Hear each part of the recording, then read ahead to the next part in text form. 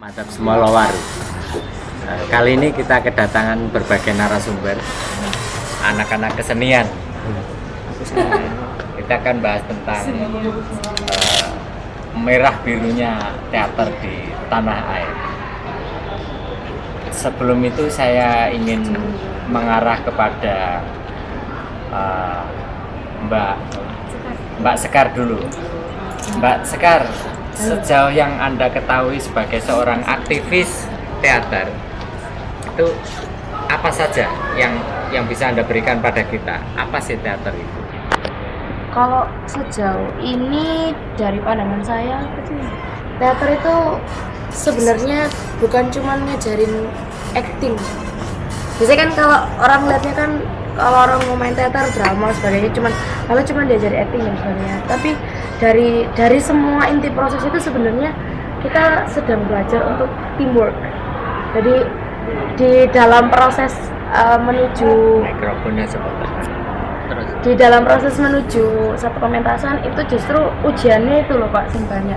Jadi bukan pas hari H kita main acting di depan orang itu ujiannya, bukan itu, tapi sebelumnya itu. Jadi banyak kayak bertengkarnya kita itu justru malah sebelum pementasan. Terus riuhnya kita bisa saling melihat satu sama lain tuh dari situ, dari prosesnya sebenarnya. Jadi kalau yang mentasnya itu justru malah cuman sebagai bonus sih kalau saya. Dan berhasil atau enggaknya itu malahan seringnya nggak jadi masalah. Yang penting kita seneng di prosesnya. Oke, kata kunci yang bisa kita pegang adalah proses sebelum produk itu jadi. Proses yang panjang ini, suka dukanya, lalu belajar. Nampaknya itu yang lebih mengedepan ketimbang sekedar karya. Karya bagi Mbak Sekar hanyalah sebagai bonus. Saya sekarang ingin menuju pada Pimen, aktivis seni gerak. Mas Pimen, pandangan Anda, seni gerak yang merupakan bagian atau sub dari teatrikal ini untuk Indonesia sudah sejauh mana? Silakan. Kalau menurut saya itu ya Pak ya, di Indonesia banyak seni gerak. Kalau tarian itu yang terbaru itu dicampur sama gerakannya nge-pop ke arah animal pop, tapi bikinan Indonesia sendiri. Yang nyetusin itu Jeko Siompu. Jeko Siompu kan punya sanggar sendiri, dulunya pecahan dari Papua, akhirnya dia membentuk animal pop sendiri. Animal pop dibuat dia sendiri, akhirnya go internasional. Nah itu sudah diakui sama orang-orang barat, sama orang-orang juga udah diakui sama orang-orang dalam negeri juga diakui. Akhirnya disupport untuk ke WOD juga, World of Dance. Akhirnya ya sampai sekarang ya Jeko Siompu terkenal itu Pak. Jadi kreatif anak bangsa.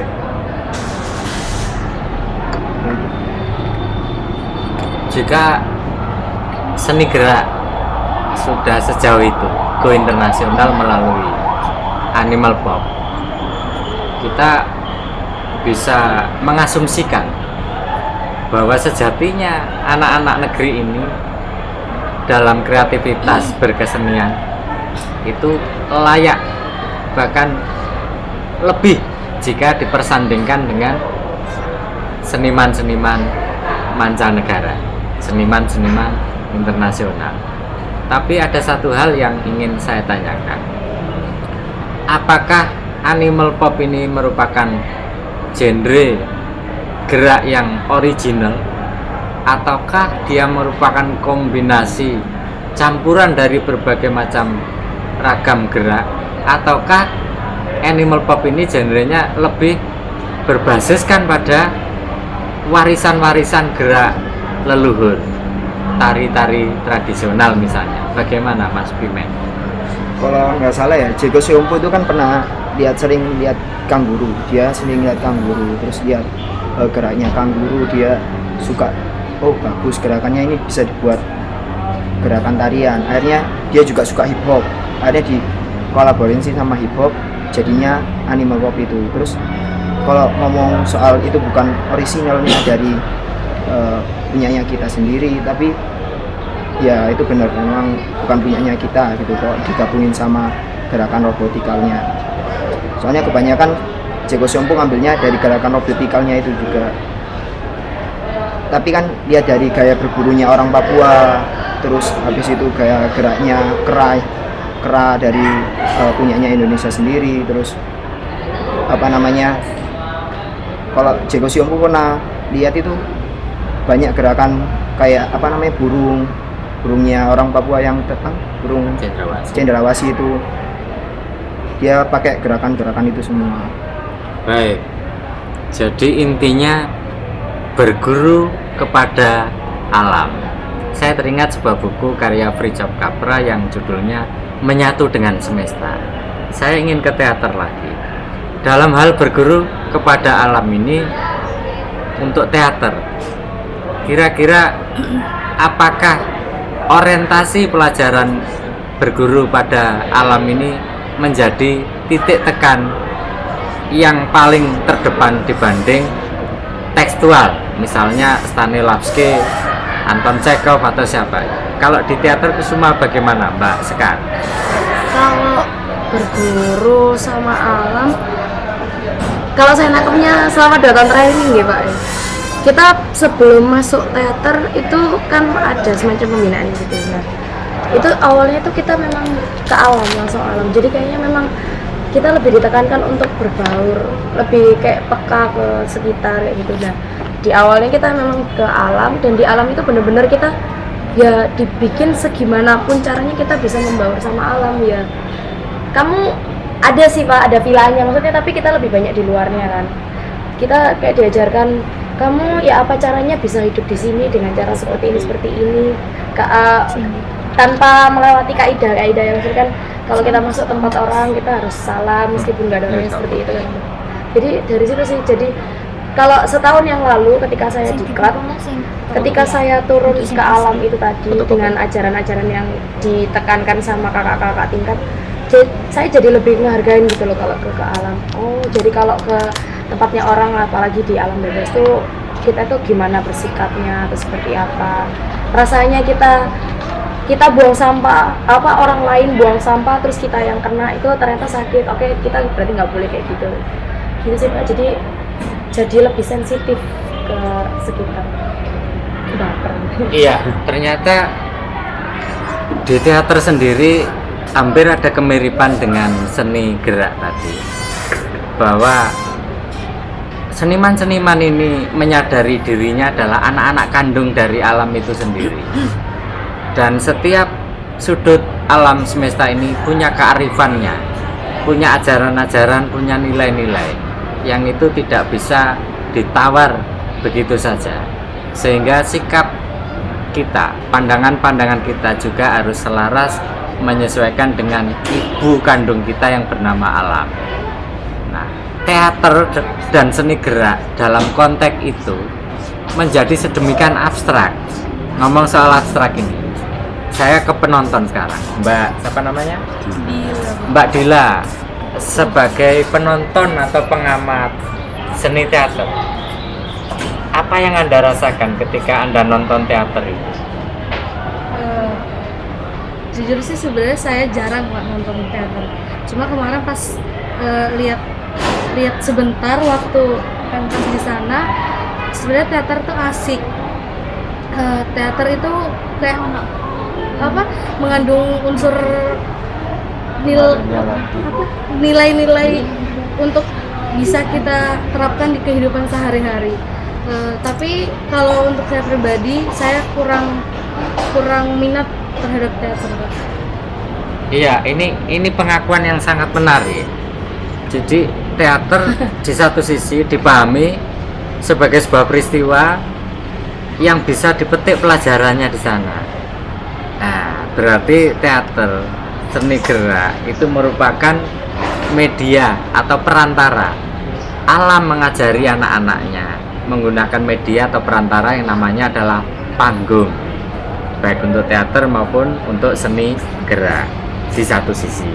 Tapi di sisi yang lain ternyata ada pengakuan yang lugas generasi hari ini, khususnya yang muda, kurang meminati sajian-sajian teater, persembahan seni gerak yang menurut mereka tidak menarik.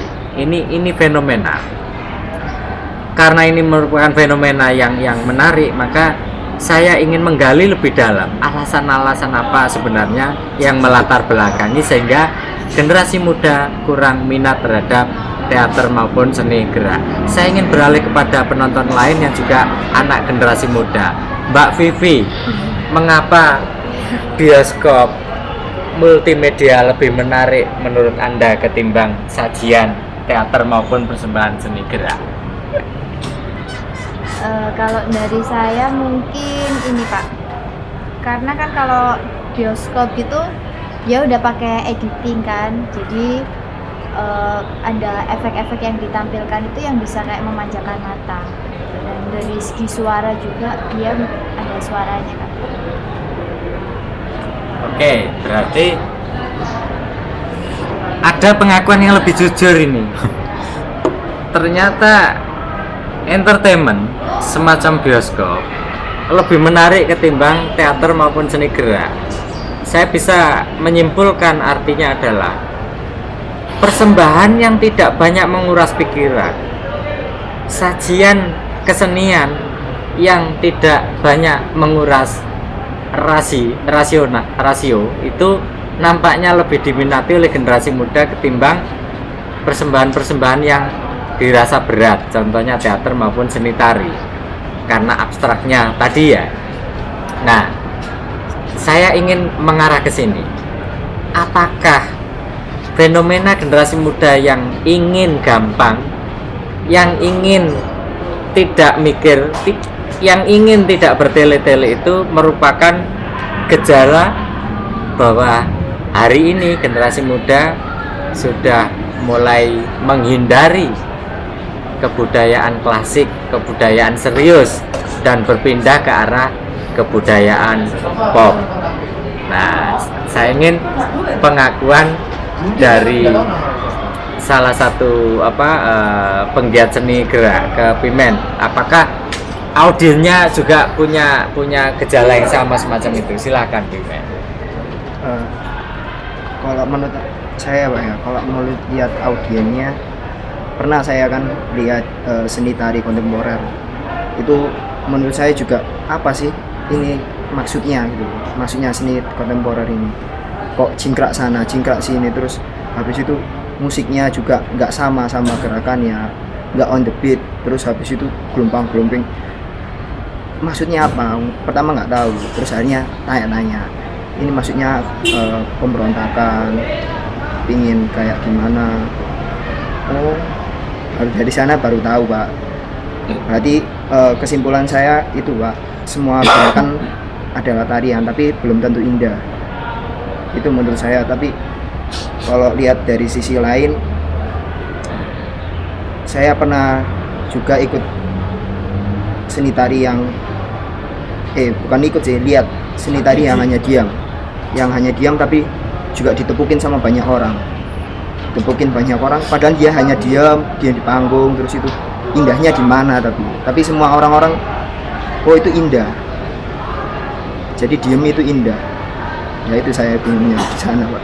Oke, kata kunci yang saya pegang erat-erat adalah seni perlawanan. Anda seolah-olah ingin mengungkapkan bahwa ada anomali hari ini.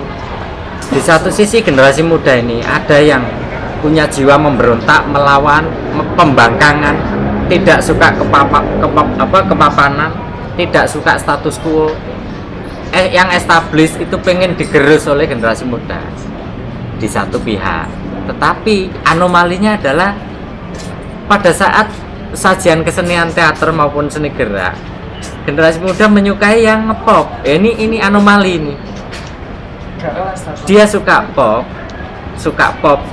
artinya pop culture minded, yang enteng dan tidak mikir itu. Tapi anomalinya, anehnya, paradoknya ini, lah kok punya jiwa memberontak. Artinya begini, Indonesia ini aneh. Jadi yang dimanifestasikan oleh minat atau hobi itu tidak sesuai dengan spiritnya. Spiritnya memberontak, perlawanan, pembangkangan, tetapi manifestasi lakunya menyukai yang pop. Berarti ada something wrong dengan negeri ini. Nah, ini yang coba akan kita urai lebih lanjut nanti. Yang salah ini para pekerja seninya kah? Atau audiennya kah? Atau struktur peradaban masyarakat ini yang keliru sehingga membuat ini anomali. Nah, dalam rangka itu saya ingin beranjak kepada Mas Asep yang hari ini sedang melakukan riset tentang pergeseran gaya hidup generasi X kepada Y dan berujung di generasi Z. Saya persilahkan Mas Asep pendapatnya. Terima kasih. Assalamualaikum warahmatullahi wabarakatuh. Menanggapi berbagai macam anomali di kehidupan masyarakat, terutama di kalangan remaja, mungkin di sini saya cuma menggarisbawahi dan meluruskan bahwasanya adanya permasalahan kenapa dunia teater, terus dunia visualitas dan dunia yang sepatutnya itu bukan lahir dari kebudayaan dan dari alam itu semakin lama semakin sirna dari pola pikir para remaja. Nah, ini mungkin saya melihat bahwasanya ini sudah pernah timbul sejak awal berdirinya teori yang nama teori generasi. Nah, dari tiap-tiap teori generasi ini punya keistimewaan dan keunikan masing-masing. Nah, dari keunikan dari pola pikir masyarakat, terutama di remaja, baik yang putra maupun yang cewek ini pun memiliki keunikan masing-masing dalam pola pikirnya.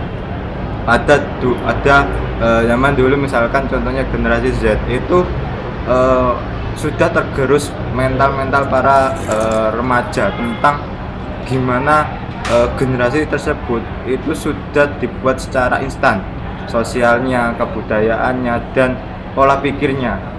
Dilanjut lagi generasi Z, ada generasi yang lahir lagi yaitu generasi Y, memperparah tindak lanjut dari generasi X dengan timbulnya perkembangan teknologi yang semakin maju, apalagi dengan bertambahnya tahun dan berevolusinya generasi Y menjadi generasi Z. Nah, ini yang membuktikan bahwasanya kita mengalami desintegrasi sosial kebudayaan, gaya peralihan para kaum pemuda yang mana terdapat kontradiksi pemikiran dari setiap remaja.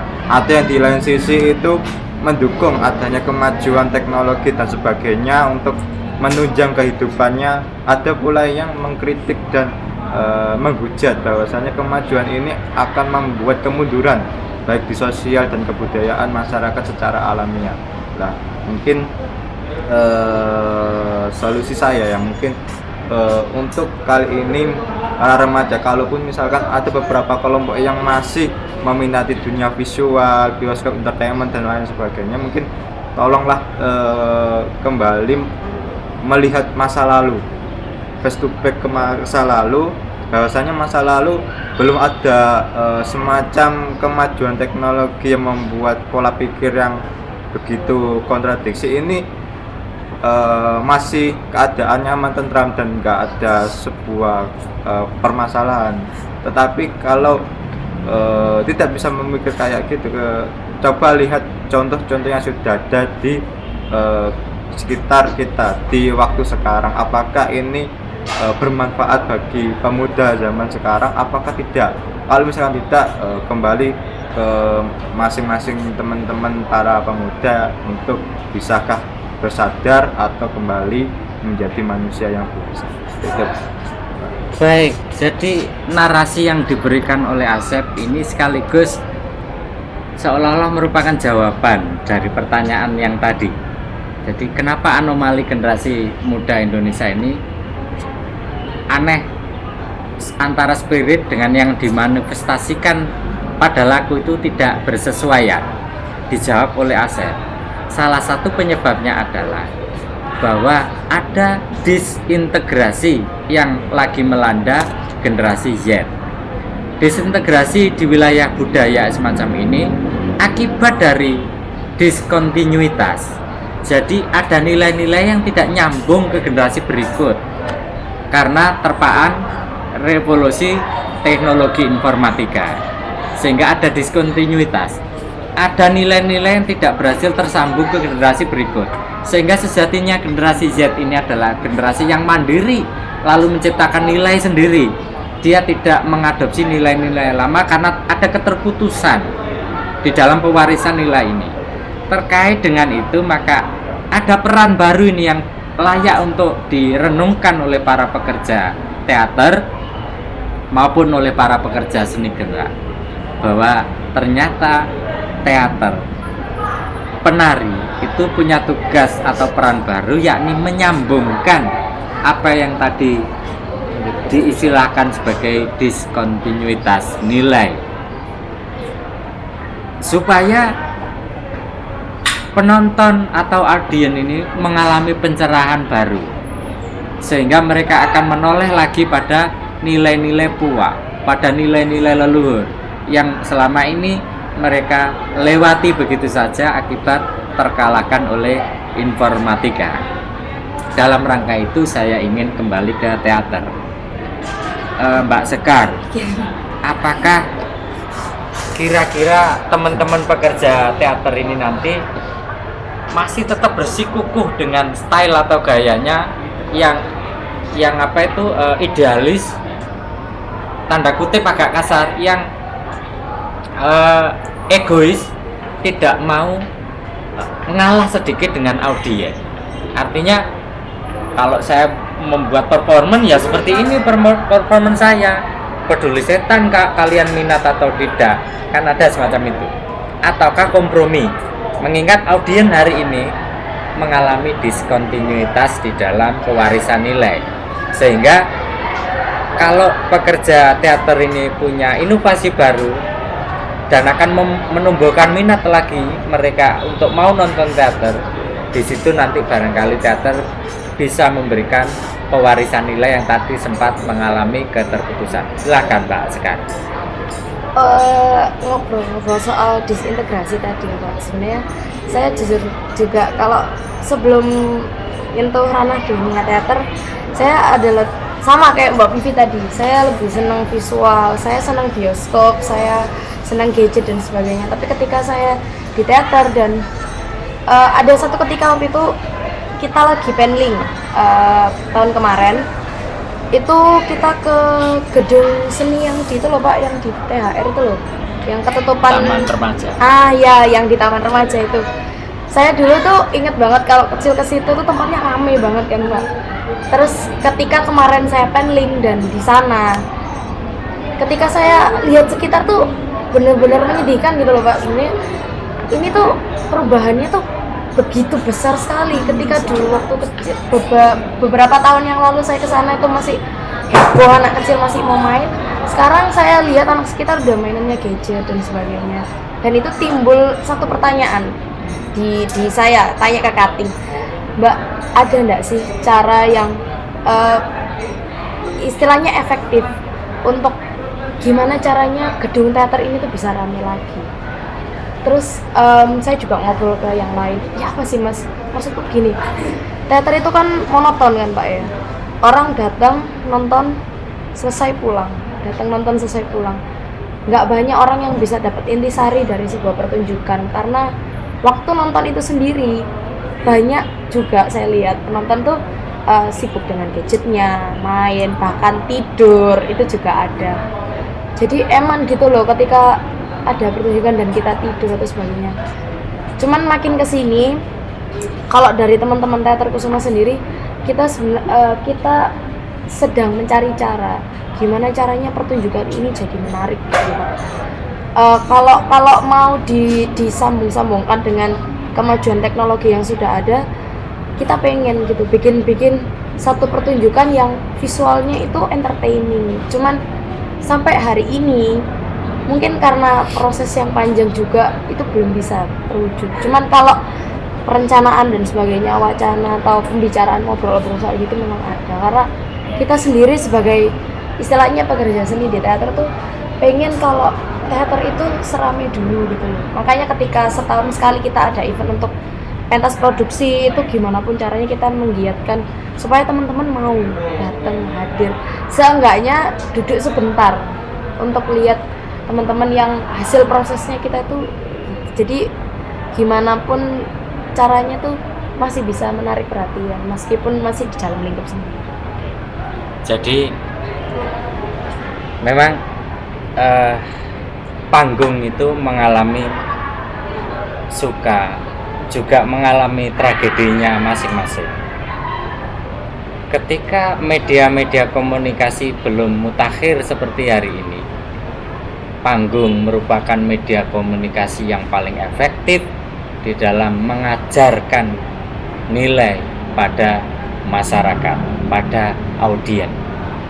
Tetapi hari berganti, bulan berlalu, tahun bergeser, abad windu milenium telah jalan menggulir begitu saja, seperti seolah-olah waktu itu melesat bagaikan anak panah. Maka perlu juga ada varian-varian atau kembangan-kembangan dari media komunikasi. Apa yang pernah ditempuh oleh Sri Mulat mencoba melensakan dramaturginya yang sejatinya adalah hukum-hukum panggung mengungkung mereka, tetapi ada kiat yang menarik.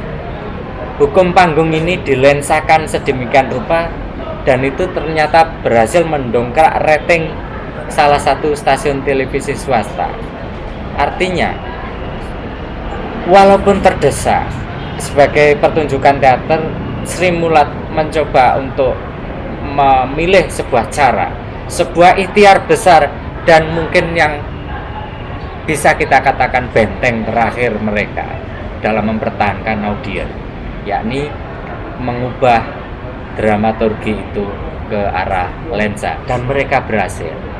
Pertanyaannya, adakah panggung-panggung lain, baik teater maupun seni tari, melakukan kiat-kiat alternatif seperti yang pernah dilakukan oleh Sri Mulat, sehingga audiens ini punya minat, sehingga para pekerja seni berikut karya-karyanya punya daya magnet yang menjadi gravitasi bagi penonton untuk tetap datang dan menikmatinya sekaligus. Ini sebuah problem. Saya ingin kepada pekerja seni gerak, apa solusinya anak-anak tari ketika anak-anak muda ini lebih menyukai lensa atau multimedia ketimbang panggung? Silakan. Menurut saya ya enggak sih Pak, kalau lihat dari seni tari itu lebih nyaman lihat itu langsung dari tatapan muka langsung daripada dari lensa. Kalau lensa kan kebanyakan orang lihatnya terfokus satu, terus di zoom out zoom in terus gitu. Kalau lihat dari langsung kan bisa lihat panggungnya secara luas, terus lihat detailnya, gerakan detailnya itu gimana. Kalau dari pemahaman saya kurang masih ada gitu, masih ada yang bisa, masih ada peminatnya untuk melihat langsung dari panggungnya itu. Kalau dari seni tari, tapi ada seni tari yang itu yang pakai kamera 360, jadi kameranya itu kelihatan semua gitu, kelihatan dari semua, jadi ngitarin semua gitu, kelihatan dari sudut mana aja kelihatan. Itu sudah diupload di YouTube juga. Itu ada dulu juga ada lomba 360 derajat dance competition itu, jadi panggungnya bundar, terus di syutingnya juga dari atas sama dari samping itu kelihatan semua, terus dimasukin YouTube itu, jadi bisa digeser-geser dari YouTube itu. Oke. Dibanding teater, pekerja seni gerak lebih beruntung. Mereka punya keberuntungan karena Dan aku gini. seni gerak tidak terlalu menguras pikiran dan entertainmentnya lebih kental ketimbang teater, sehingga para pekerja tari masih punya waktu. Ini pun nanti lama-lama juga akan digerus karena hampir semua audiens tidak lagi mendatangi panggung, tetapi tersudut di setiap kamar masing-masing, teralienasi sambil menikmati gadget mereka. Tinggal tunggu waktu saja. Ini persoalan yang bakal ditemui oleh para pekerja seni gerak.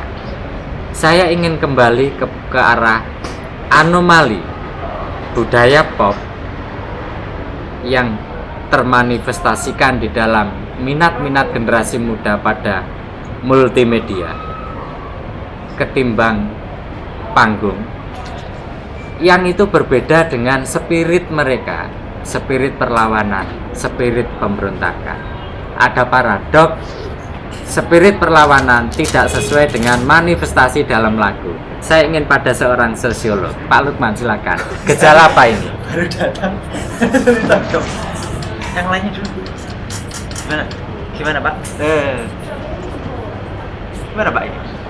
Jadi hari ini Pak Lukman, ada paradok yang ada ketidaksesuaian. Spiritnya orang muda itu selalu melawan, membangkang, memberontak, mbalelo, tidak suka status quo, tidak suka establishme, spiritnya. Tetapi tidak termanifestasikan dalam lagu. Lagunya ternyata tidak seperti itu. Lagunya sukanya yang pop, yang ringan-ringan, yang nyenengke, yang instan. Nah, ini coba piye ngono kuwi. Nah, Ya kalau dalam pelaku seni gerak, saya kan juga mengidolai salah seorang tokoh seniman kita kan. Banyak sekali, salah satunya ini Cowok Pak. Cowok, seorang penari yang luas gitu. Nah, dia dalam menghayati perannya sebagai seorang penari itu, sehingga dalam kesehariannya pun itu juga terbawa gitu dalam kesehariannya. Dia dalam berkomunikasi, dalam berbicara dengan yang lain itu juga keluasan dan kehalusannya itu terbawa dalam kehidupan saya. Nah, pelaku-pelaku seni tulen yang seperti itu, saya pikir kalau dibandingkan dengan anak-anak zaman sekarang mungkin sudah sangat langka. Artinya perbedaan seorang pro dan yang beginner itu memang kadang-kadang kita tidak perlu menggunakan kacamata kuda.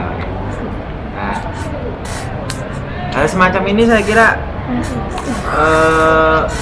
adanya rentang waktu yang cukup panjang dan gap yang cukup luas antara generasi sebelumnya dengan generasi masa kekinian itu tidak terlepas dari perannya generasi yang ada di tengah.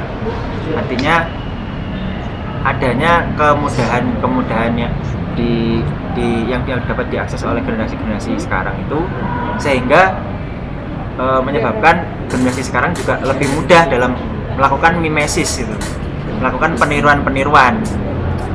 Padahal peniruan-peniruan yang seperti itu tidak bisa dilakukan dengan instan. Artinya memerlukan proses yang panjang. Jadi apabila terdapat sesuatu yang paradoks antara yang dicitrakan seolah-olah menghayati peran kesenian itu, tetapi dalam lakunya keseharian ternyata sangat jauh dari keseharian, itu wajar memang. Tetapi kita bisa memilah dari dikotomi yang cukup signifikan, mungkin kalau dilihat dari kacamatanya seorang yang pro gitu. Nah, yang profesional gitu. Kelihatan kok orang yang profesional dengan yang amatir dan pemula itu sangat kelihatan. Mungkin itu ya, kalau teman-teman nggak tahu gimana. Oke. Telah dijelaskan oleh Pak Lukman bahwa itu sesuatu yang lumrah. dan nampaknya Pak Lukman sama sekali tidak terteror prinsip-prinsip keimanannya atas situasi yang paradoks semacam ini. Baik, tidak ada masalah, tidak ada persoalan. Saya juga tidak ada persoalan. Tetapi perlu harus kita cari solusinya. Saya hanya bisa menaruh harapan besar di pundak-pundak para pemegang otoritas yang punya wewenang menyelesaikan persoalan ini. Bahwa anak-anak bangsa hari ini tidak lagi berkutat pada wilayah tradisi yang serius, kultur yang klasik, tetapi berpindah kepada budaya pop. Nah, kaitannya dengan pertunjukan teater maupun seni tari tadi, bagaimana peran pemerintah membuat regulasi sehingga kesulitan-kesulitan semacam ini bisa dipecahkan. Berarti adanya titik tolak yang diambil dari teman-teman semua di sini, kesimpulan bahwa pentingnya sebuah karya seni yang dihasilkan oleh seorang seniman itu harus terstruktur atau dimuat dalam kurikulum pendidikan. Pendidikan kesenian dalam hal ini yang hanya dijangkau oleh ruang-ruang yang mungkin hanya bisa diakses di luar atau di jam-jam informal. Saya pikir nanti ini juga harus dipertimbangkan secara lebih lebih profesional gitu dan lebih akademis. Artinya kesenian dalam hal ini sangat penting. Kalau kita melihat kalau kita coba menengok perkataan dari Soekarno, beliau pernah berkata bahwa butuh 1 tahun untuk menghasilkan 100 insinyur, tapi butuh 100 tahun untuk menghasilkan 1 orang seniman yang berkualitas, atau 1 orang seniman saja. Jadi hanya butuh 1 tahun untuk menghasilkan 100 insinyur, tapi untuk menghasilkan 1 seniman aja butuh 100 tahun. Nah, ini menggambarkan bagaimana untuk mencetak 1 orang seniman saja itu sangat susah, sangat sulit. Tapi dengan adanya potensi-potensi bangsa kita, saya pikir produk-produk seni itu sebenarnya sangat banyak yang bisa diangkat ke atas dalam skala nasional. Cuman kendalanya memang hal ini berhenti pada manajemen atau pengelolaan karya-karya seni yang berkualitas. Artinya masih banyak karya-karya seni yang sebenarnya terbengkalai gitu. Belum bisa mendapatkan panggung atau arena yang sepantasnya didapatkan gitu. Saya melihat misalnya ada di, mungkin kalau saya boleh mengatakan kan ibu kota kesenian itu mungkin Yogyakarta ya, karena di sana memang gudangnya para seniman-seniman dan para pelaku-pelaku seni. Dan di sana juga dikolaborasikan dengan art and science gitu. Artinya ilmu pun di situ masuk untuk melongok bagaimana proses seni itu menjadi sebuah penghayatan yang cukup luas bagi sendi-sendi yang tidak hanya rohaniah saja, tapi juga dalam bentuk perlawanan gitu, dalam bentuk perubahan sosial gitu. Nah, manajemen seni di sini saya kira sudah harus mulai diperhatikan oleh para pelaku seni. Artinya seniman tidak bisa berdiri sendiri. Mereka membutuhkan para penyokong atau pemodal-pemodal yang cukup berduit gitu. Artinya mereka membutuhkan, memang tidak bisa dipungkiri, mereka membutuhkan kapital di dalamnya untuk bisa memunculkan ke publik produk mereka gitu. Nah, tapi bagaimana nasib para pelaku seni yang tidak memiliki akses terhadap dunia industri gitu, dengan para pemodal-pemodal yang bersedia untuk mengorbitkan karya-karyanya. Saya pikir ini menjadi nasib miris bagi mereka. Nah, saya ingin kembali ke Pak Didi. Bagaimana Pak adanya unsur keadilan di dalam distribusi karya seni di bangsa kita, saya pikir masih sangat timpang, jauh daripada yang ingin ditampilkan, seperti apa yang diramalkan oleh Bung Karno sepertinya memang terjadi, sehingga seolah-olah seniman itu sangat sulit untuk dicetak di bangsa kita. Monggo Pak.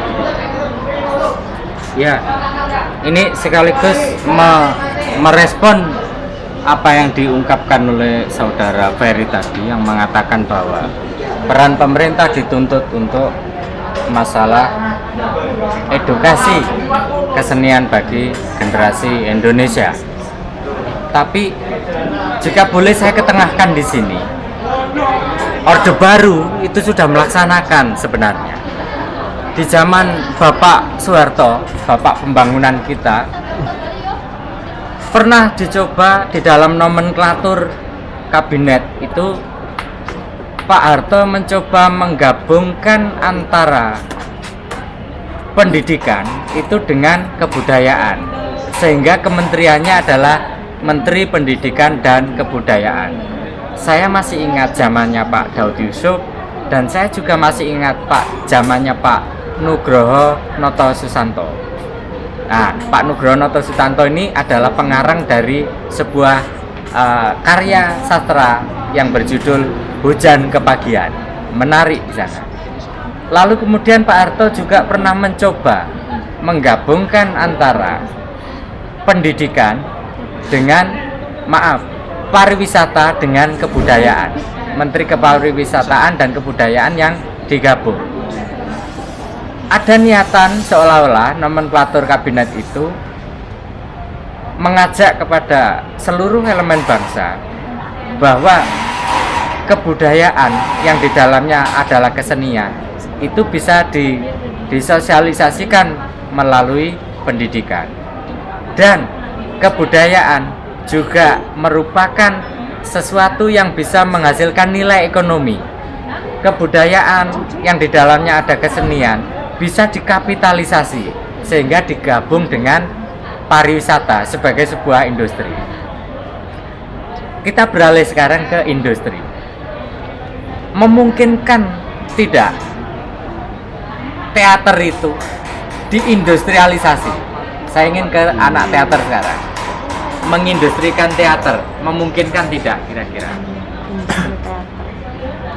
Sebenarnya kalau ngomong mungkin nggak mungkin, saya berpatok kalimat lama Pak, nggak ada yang nggak mungkin. Cuman nanti bagaimana proses itu terjadi, bagaimana proses itu terjalin, itu kan balik lagi ke prosesnya Pak. Kalau mungkin ya pasti, cuman ya itu tadi, kayak kata Pak Lukman tadi kan, manajemennya yang harus bagus. Di samping memang dari keinginan untuk berkeseniannya juga harus cukup bagus. Karena saya menemukan banyak juga teman-teman dari teater sendiri yang getol banget mau berproses, tapi dia tidak serius atau dalam melakukan proses itu sendiri tuh nggak berkomitmen, tapi pengen mentas. Nah itu susahnya tuh di situ. Jadi kan otomatis kita menganggapnya adalah dia atau teman-teman yang ini tadi hanya ingin muncul di panggung industrinya, tapi tidak ingin atau belum mampu atau belum sanggup atau gimana ya bahasanya, belum bisa untuk menikmati proses yang sudah ada. Padahal kan dasarnya dari teater sendiri itu sebenarnya, kalau saya nangkep dari mas-mas yang lain itu, ojo ngerasakno pas mentasi, ngerasakno pas prosesnya. Kalau itu sesing berat itu dari situ kalau saya. Kalau di industri kan asik sih Pak kayaknya kalau saya bayangin. Ya, jadi yang ingin diungkap oleh Mbak Sekar ini, para pekerja teater ini punya dilemanya sendiri. Di satu sisi dia ini harus idealis, namanya kesenian tuh idealis, eksentrik, lalu kemudian punya dunia sendiri, yang tidak mau mengintegrasikan dirinya kepada dunia-dunia yang menurut etika kesenian itu tidak lumrah. Dunia hitung-hitungan, dunia untung rugi, dunia dagang yang jauh sekali dari urusan kesenian atau jauh dari dimensi nilai-nilai kesenian. Nah, di pihak lain, karya mereka atau bahkan proses ke arah karya itu membutuhkan biaya. Lah, biaya yang tidak kecil ini lalu kemudian diperoleh dari mana kalau mereka anti pada industri, anti pada bisnis.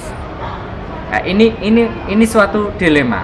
Sehingga jawaban yang bisa ditawarkan adalah apa-apa yang pernah dilakukan oleh EO, apa-apa yang pernah dilakukan oleh manajemen artis. Itu sebenarnya solusi. Ada manajemen artis, lalu ada EO. Ini sebenarnya bisa digunakan untuk menyelesaikan persoalan dilema orang-orang kesenian ini. Problemnya adalah kesenian di Indonesia itu kesenian yang pilih-pilih tebu.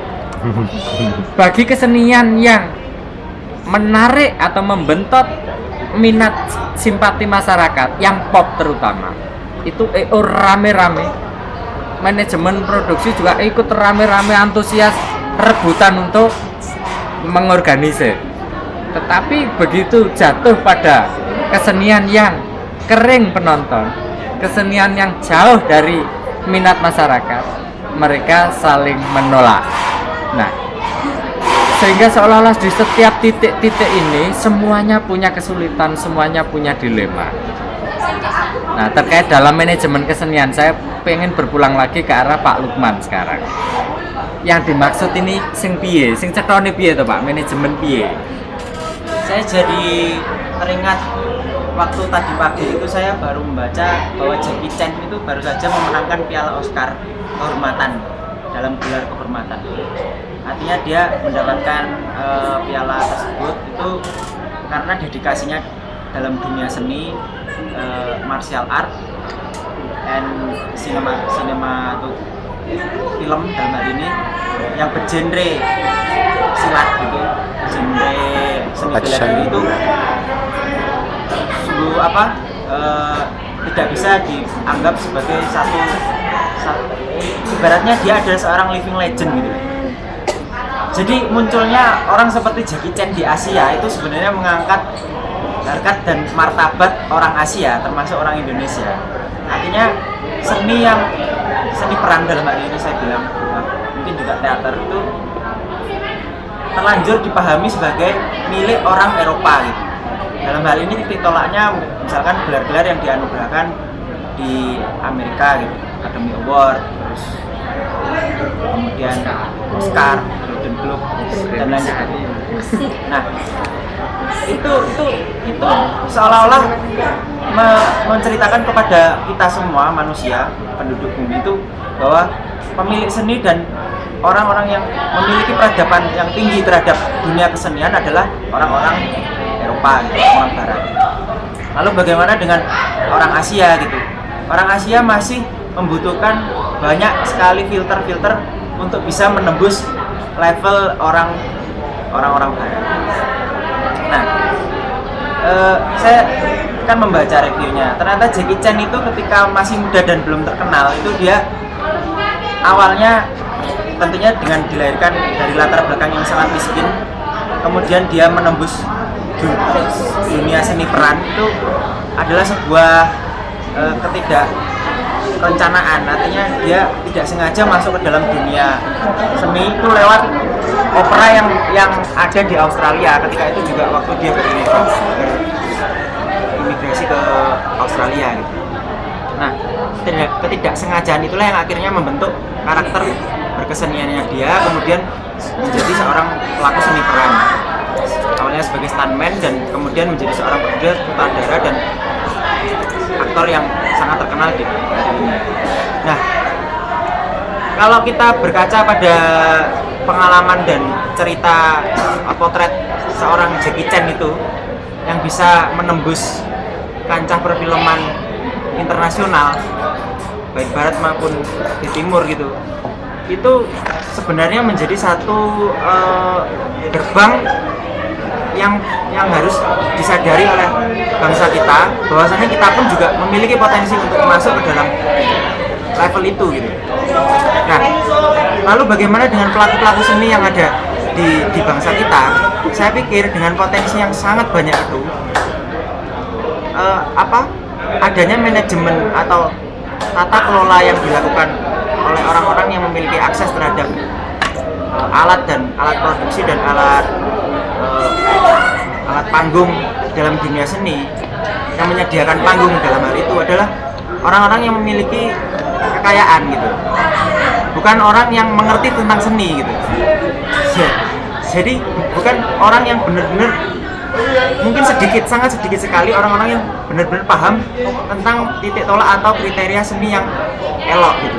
Kalau kita membicarakan seni itu kan sesuatu artistik, sesuatu yang indah dan elok. Itu bukan sesuatu yang harus dibedakan dengan sesuatu yang baik dan sesuatu yang benar, itu berbeda. Jadi nilai keindahan itu saya pikir ada di atas dari kriteria itu semua.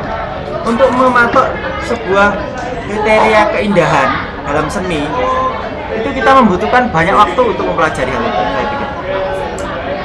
Saya tidak ingin mengatakan bahwa dunia kesenian kita tertinggal, tapi memang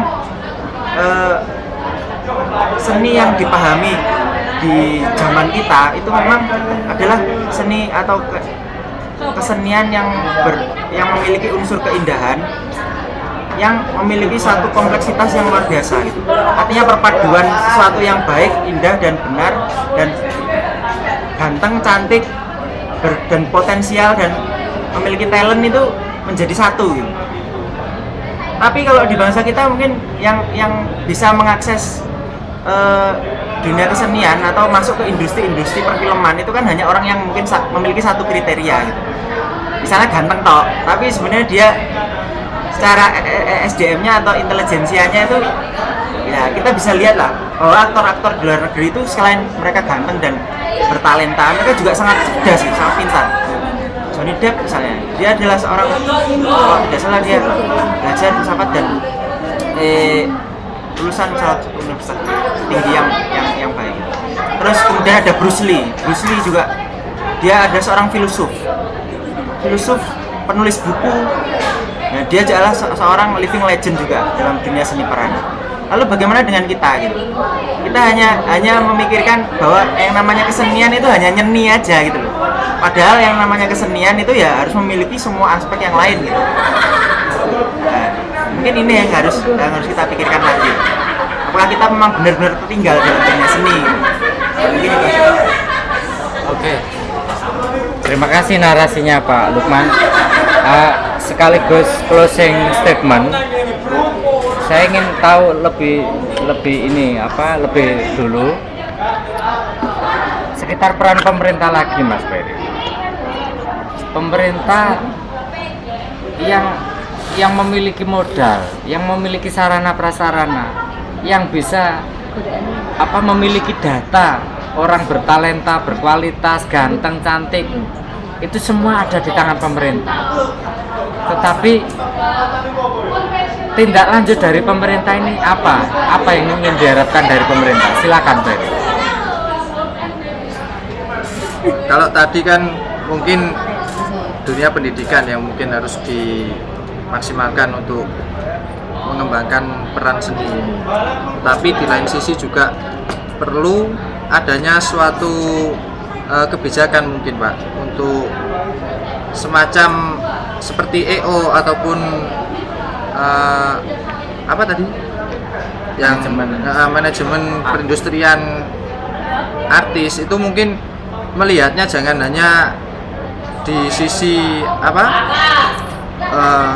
terbarukan, misalnya dunia pop itu, tapi juga budaya-budaya yang sesuai dengan karakter bangsa Indonesia itu harus diangkat pula melalui filter-filter yang mungkin harus ada kriterianya ketika akan melakukan sebuah talk show, pementasan ataupun show di televisi ataupun di mana-mana, itu harus ada kriteria bahwa harus menjunjung tinggi nilai-nilai budaya asli Indonesia.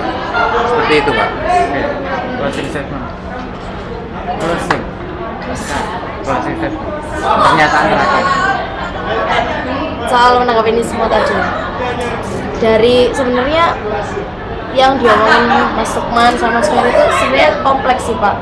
Kita kalau memang benar-benar serius untuk ngebenerin istilahnya bidang kesenian di Indonesia, kita benar-benar harus sampai akar. Jadi dari manajemennya, entah manajemen pemerannya, manajemen acaranya, panggung, siapa pendanaannya, itu tuh benar-benar harus diperjelas sama yang memiliki kuasa, orang-orang besar di sana. Terus dari pendidikannya pun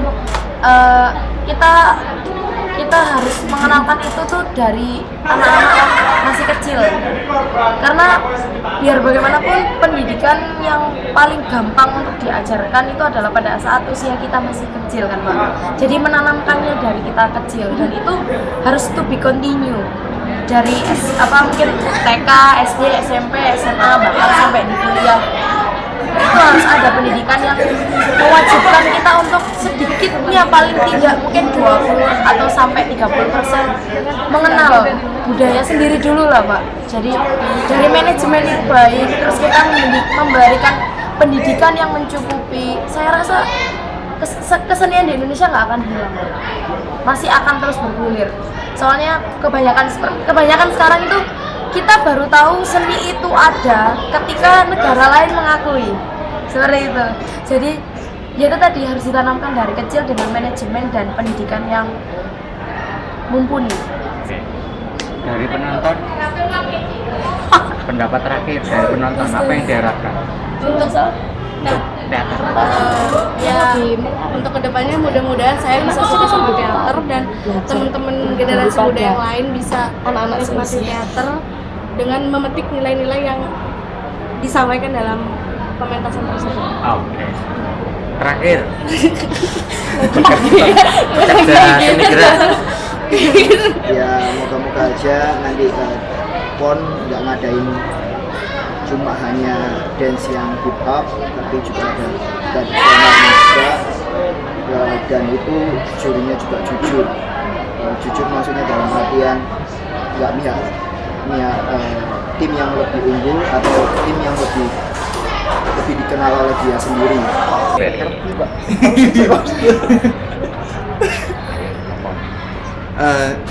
Gimana ya, saya baru datang ini, nggak tahu akar permasalahannya, tetapi setelah beberapa kali disinggung oleh Pak Lukman dan juga Pak Didin mengenai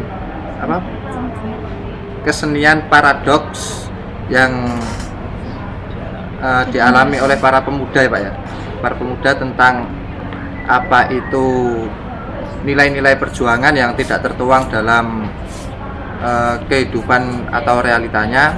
Mungkin di sini perlu kalau menurut saya Pak, itu pendidikan, terutama pendidikan yang harus pertama kali diberikan kepada para generasi muda ini, diberikan suatu semacam pengetahuan mengenai teater murni ataupun nilai-nilai perjuangan itu yang harus dikembangkan terus, sehingga nantinya dapat memberikan masukan dan pemahaman yang sesuai dengan apa itu peran dan juga fungsi dari mahasiswa ataupun pemuda itu sendirinya. Mungkin sedikit itu saja dulu Pak untuk menanggapi masalah ini. Jadi Mas Ferry sama dengan saya membebankan tugas ini kepada pemerintah untuk menyelesaikan persoalan tadi. Tetapi Mas Ferry lebih mempertajam pada ini urusan pendidikan, bahwa sekalipun berkesenian itu juga harus diedukasi. Persoalannya adalah menumbuhkan minat generasi muda kepada kesenian yang serius semacam itu belum punya wadahnya.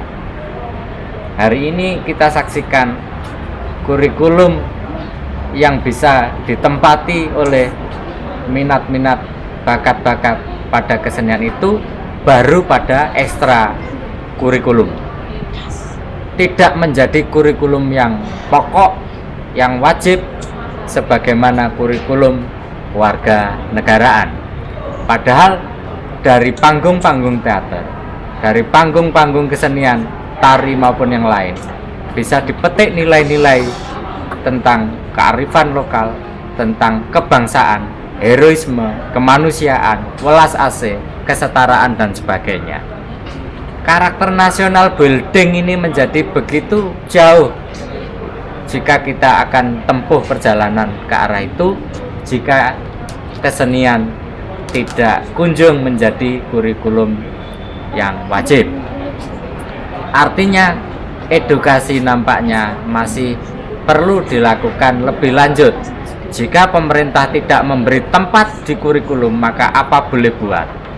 Para pekerja seni harus tetap berikhtiar melakukan persembahan karya kesenian, sekaligus juga melakukan pengedukasian kepada khalayak atau audiens agar mereka minat lagi kepada pertunjukan teater maupun kesenian yang lain termasuk tari.